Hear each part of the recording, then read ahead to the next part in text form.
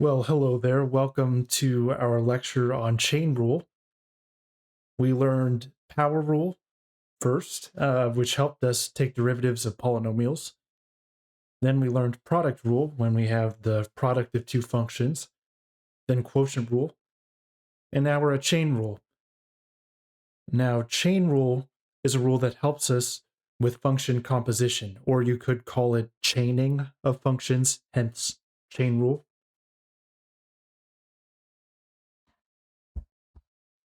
So let's talk about function composition for a little bit.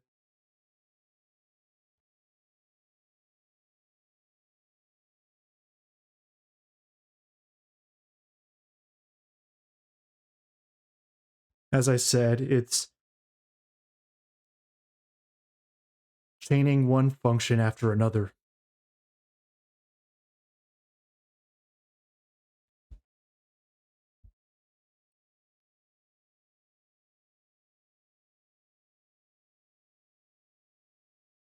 Allow me to represent this with a diagram.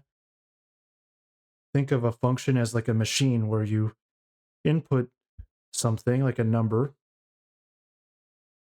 Let's call this g. It's a function. So x goes in as an input, and then g of x comes out, my output. And what function composition does is it takes that output and then plugs that into another function. Now as an input,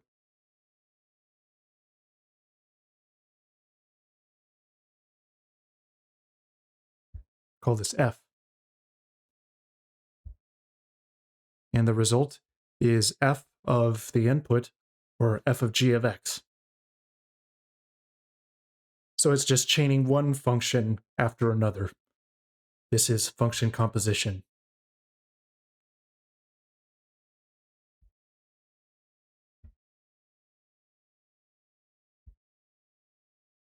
This whole process creates a new function in and of itself because I have an input and I get a unique output out of it at the end.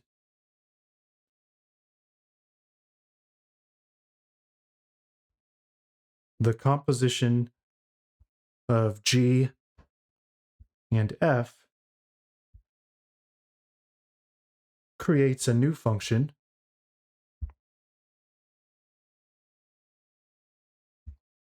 f of g of x.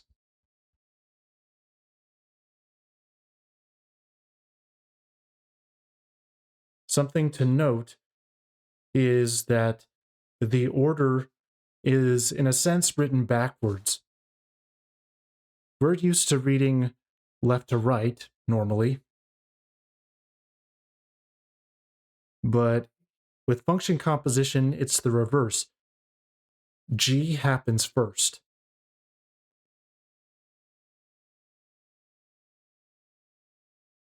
So g, the function written on the right, happens first. Think of it as it's written closer to x.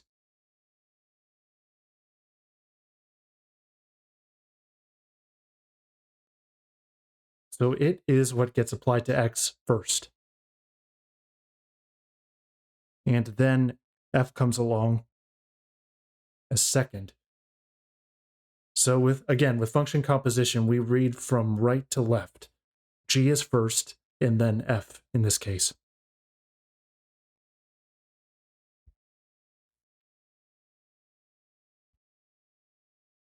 Let's do an example.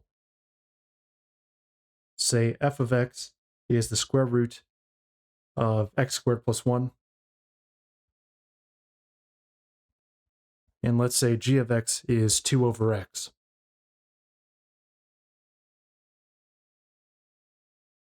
We'll do this in two parts.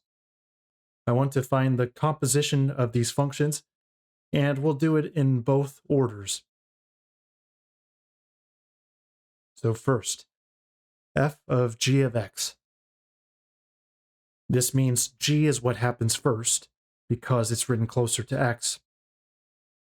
And g of x is inside of f G of x is the input. It gets plugged into f.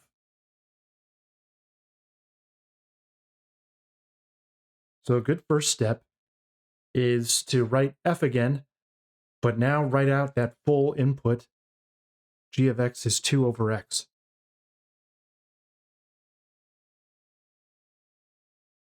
Now it's this whole 2 over x that gets plugged into the f function. So not just x.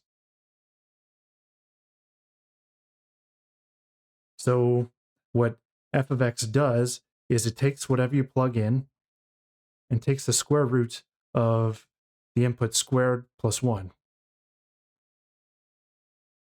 So my input is no longer x, but 2 over x.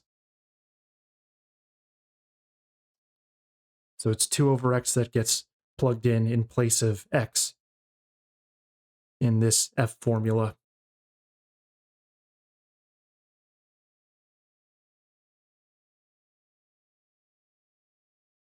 Now we simplify. Squaring that. I could do a little more to bring these together as one fraction using a common denominator, but I don't think we really have to do that. This is fine.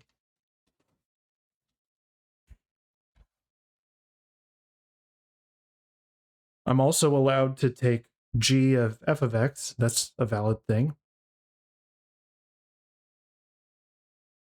And it does turn out that the order matters.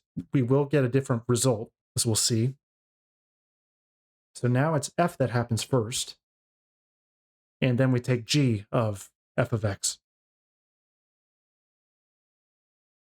So g of this is f of x.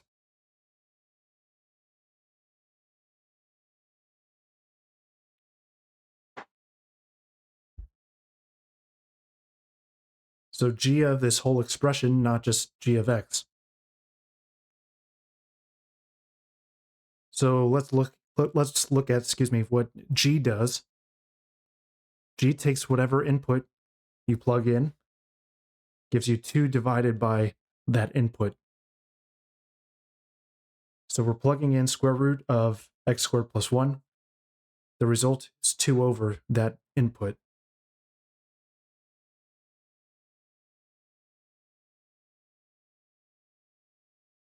And it does turn out that these are not the same. So again, the order that you compose in matters.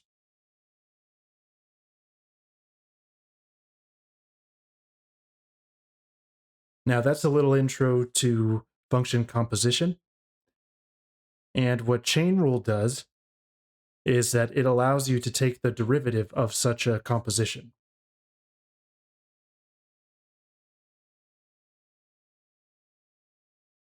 Again, another name for composition is chaining of functions, and that's where this name comes from.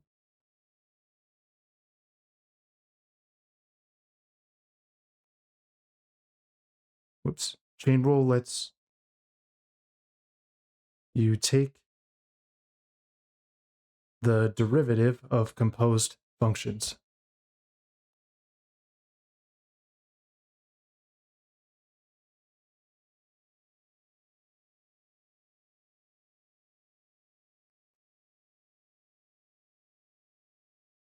This will be the most complicated formula we've dealt with so far.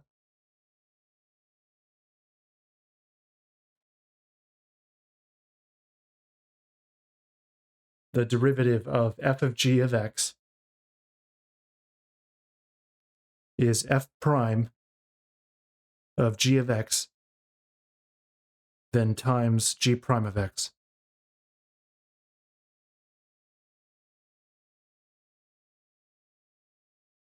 Now this tends to be pretty confusing at first. I think a good place to start is to think in terms of inside versus outside. What I mean is g of x is inside f. G of x is the thing that gets plugged in to f. And that's what it'll look like.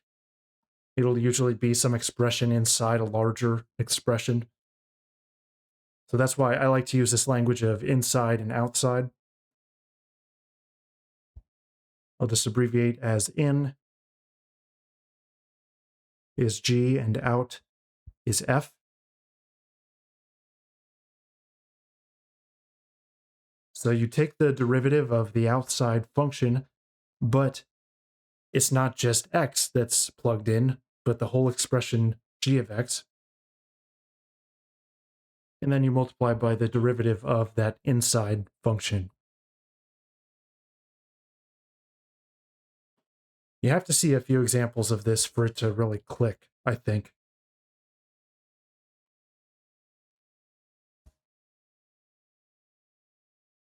We'll start with an example we did 2 videos ago with product rule.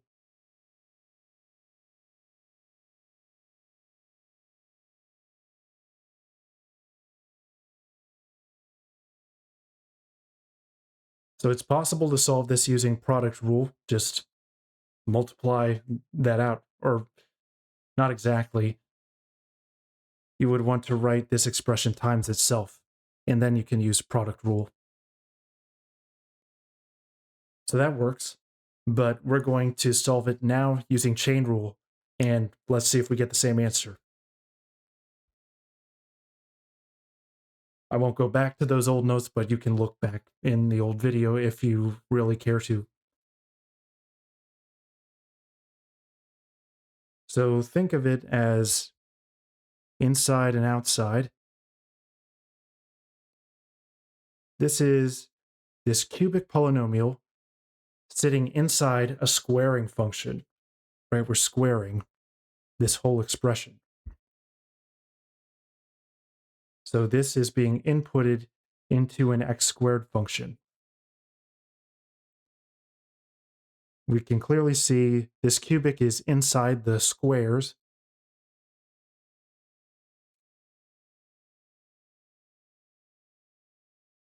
So that's my inside function I'm referring to in the formula. And this part might be a little tricky. The outside function is x squared. It's just that we have this whole thing as an input instead of x. But think of it as a process. Right? We're taking this thing and we're performing the process or operation of squaring it. So the function that's outside is the squaring function. You square whatever you plug in.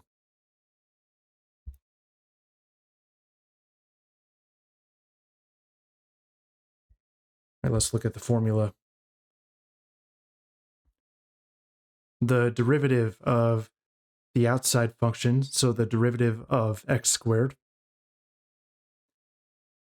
But the answer is not going to be 2x there, but rather 2 times the input, that whole g expression, or this whole inside expression. So you can think of it as I'm leaving this inside part alone for now, but treating it almost as though it were an x and performing power rule by moving the 2 down. But leave this inside part intact. And now it's to the first power because we subtracted 1 from the old exponent. So again, it's a similar thought process to taking the derivative of x squared. It's just that we have this whole thing instead of x as an input. So leave it alone for now. But you still bring the 2 down like in power rule and subtract 1 from the exponent. So that's this f prime of g of x part. And now we multiply by the derivative of the inside portion. So we multiply by the derivative of the cubic x cubed plus 2x plus 1.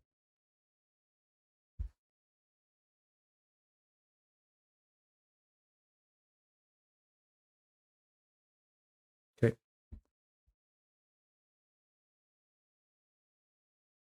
So I don't really need to write that one exponent anymore. And derivative of this cubic is 3x squared plus 2.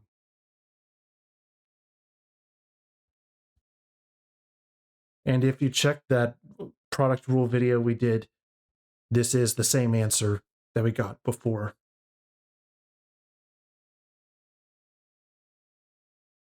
So we solved it using chain rule now.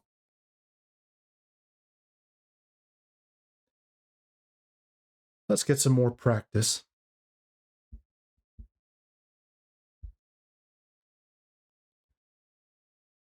We want to find f prime of x for, oh, yeah, I meant t. There we go. Find f prime of t for f of t equals 6 times the square root of 5t squared plus 7. Just using a different variable name.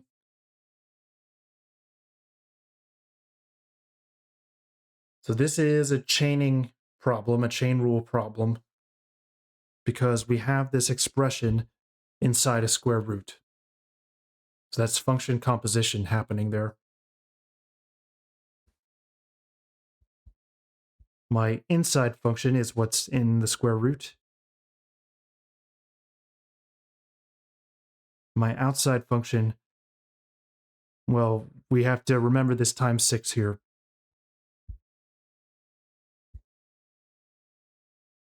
Six times the square root of whatever input you have.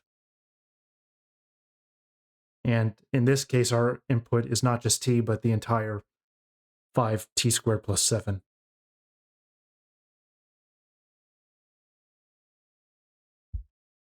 And it might help to rewrite this using rational exponents, because we'll be taking a derivative.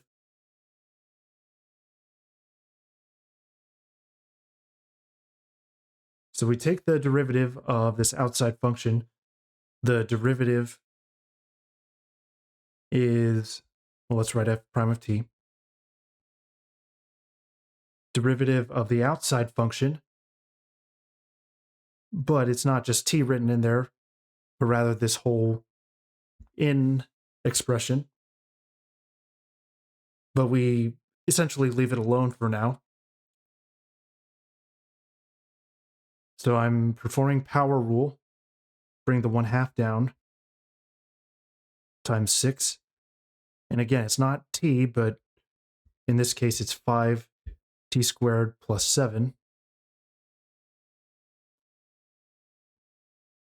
We subtract 1 from that old exponent.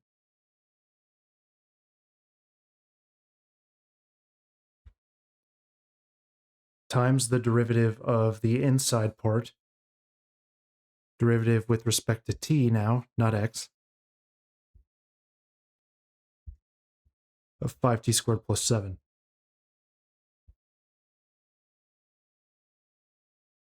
So I think of it as we leave the inside part alone at first, but then you compensate for it by multiplying by its derivative.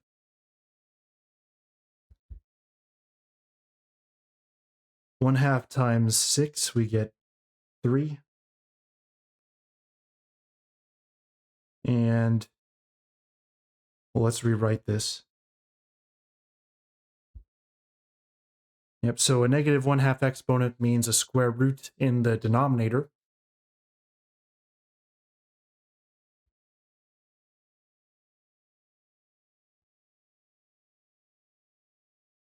Times the derivative of the inside part over here. Plus 7 doesn't matter. And then we can simplify 30t over the square root of 5t squared plus 7.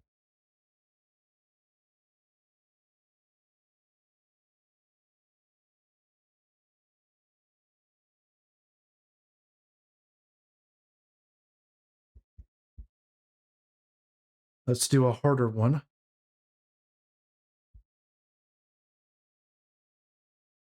Let's find the derivative of y equals 3x plus 4 squared times 2x minus 5 to the negative third power.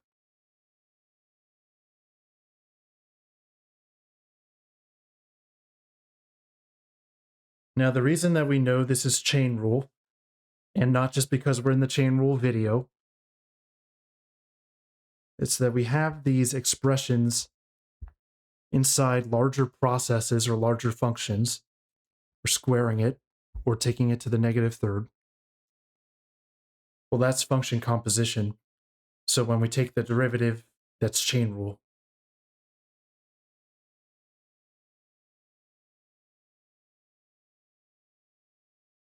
All right, so for the derivative of y, I could call it a couple things.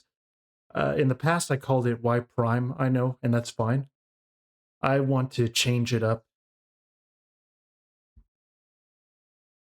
because this notation is equally valid and we want to be familiar with all the notation.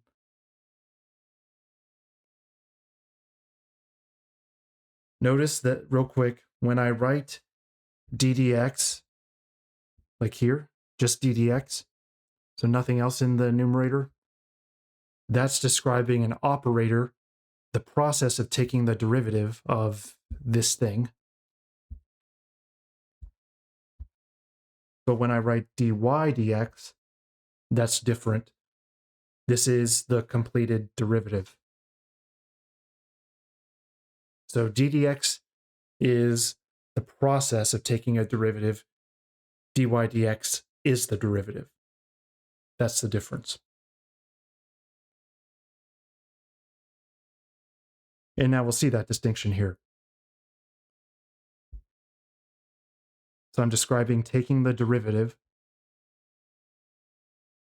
of this first part.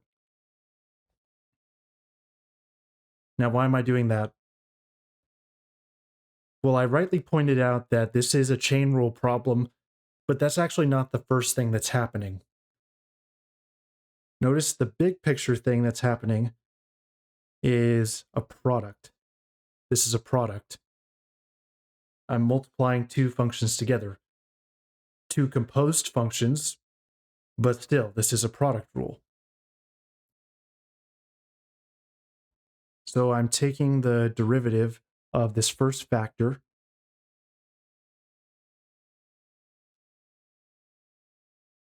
so ddx of 3x plus 4 squared. Now, this is a chain rule problem, now that I've isolated that. But that'll be a future step. Right now, I'm doing product rule, actually. So derivative of the first piece times leaving the second alone.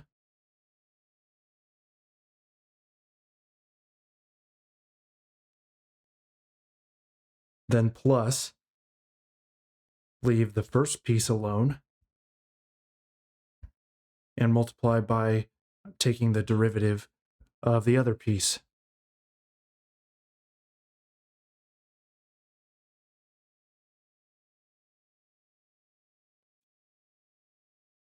So again, this step that I just did, this is product rule that I'm doing, because I have a function times a function.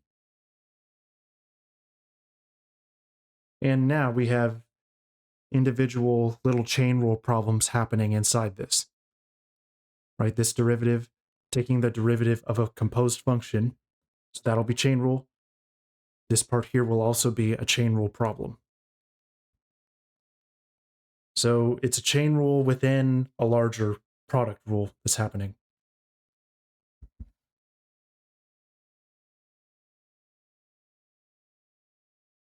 Well, let's start here. The derivative of this composed function, I'm plugging 3x plus 4, that whole thing, into a squaring function, like x squared. So think of it as I'm performing power rule by bringing the 2 down. But you leave this 3x plus 4 alone for the moment. Subtract 1 from that old 2 power that we had. And then to finish off that little derivative, now I multiply by the derivative of this inside expression, which is just 3.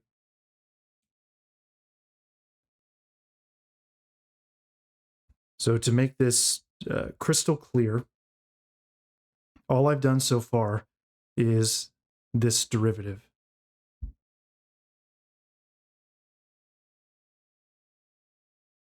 That was a little mini chain rule problem.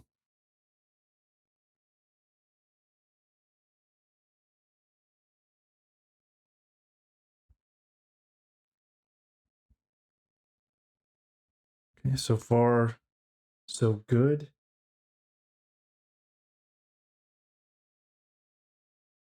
All right. Now notice that this, I'm taking the derivative of this composed function.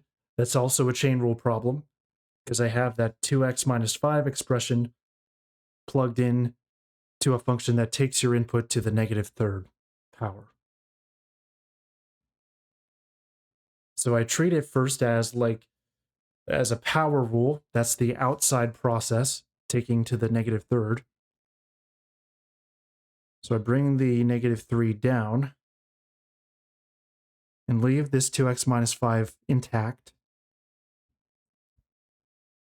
I subtracted 1 from the power. And now we multiply by the derivative of this inside part, which is just 2.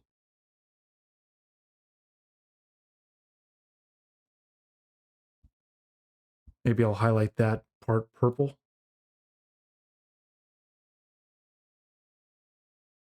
There, that whole thing was this derivative right here. If you want to pause the video, if you're unsure about what's going on.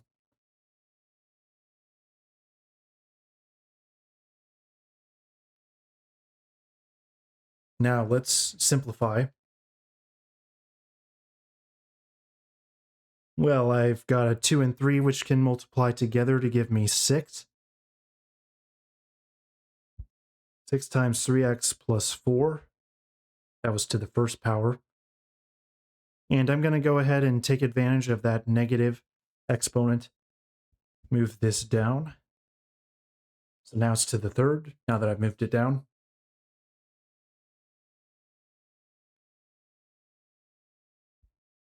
And I've got a times negative here, so this will ultimately be a minus. And 3 and 2 come together to give us 6 as well. So we've got this part in my numerator.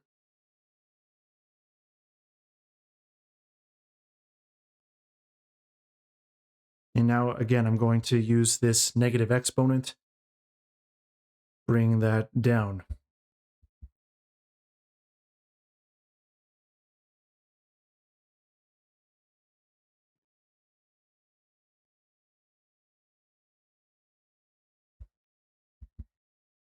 Something that makes life a little easier is that notice I have a times 6 in both of these.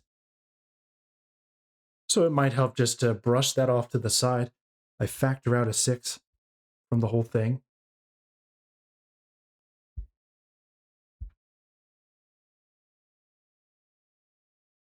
And actually, I do want parentheses there because I'm going to throw in a little bit extra.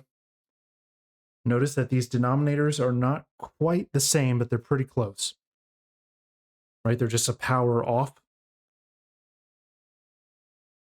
So what I'm going to do is get myself a common denominator by multiplying by another one of these, but I have to do it up top as well. So I'm just getting a common denominator by introducing this. So now this will be to the fourth power. And this part doesn't really change, except I factored out the 6 earlier.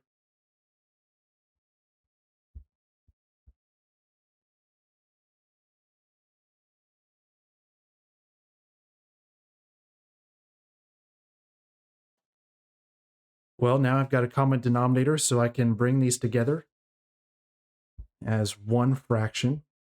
Let's leave the 6 out here for the time being.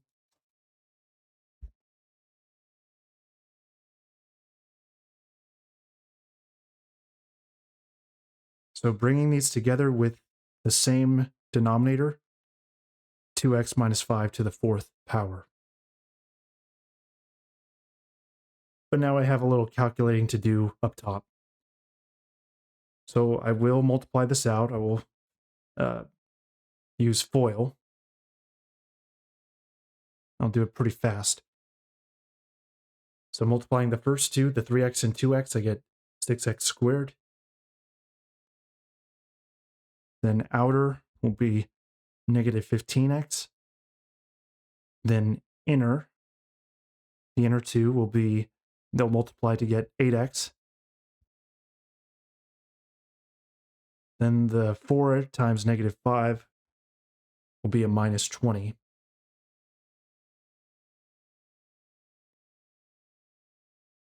Now let's be careful here.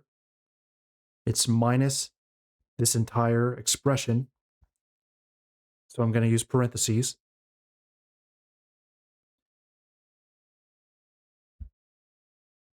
And let's give ourselves a helping hand here. By writing it twice, it'll make it easier for us to multiply. So I will multiply that as well.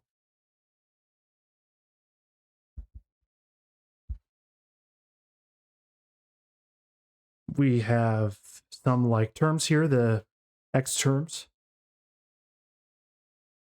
There'll be a minus 7x minus 20. And again, minus this whole thing. Now I'm going to FOIL this 3x plus 4 times itself. Let's move a little faster.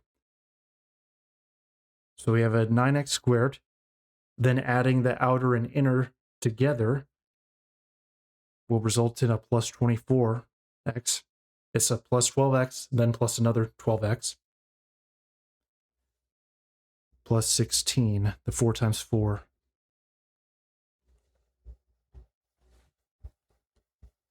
Over 2x minus 5 to the 4th. Now let's finish simplifying.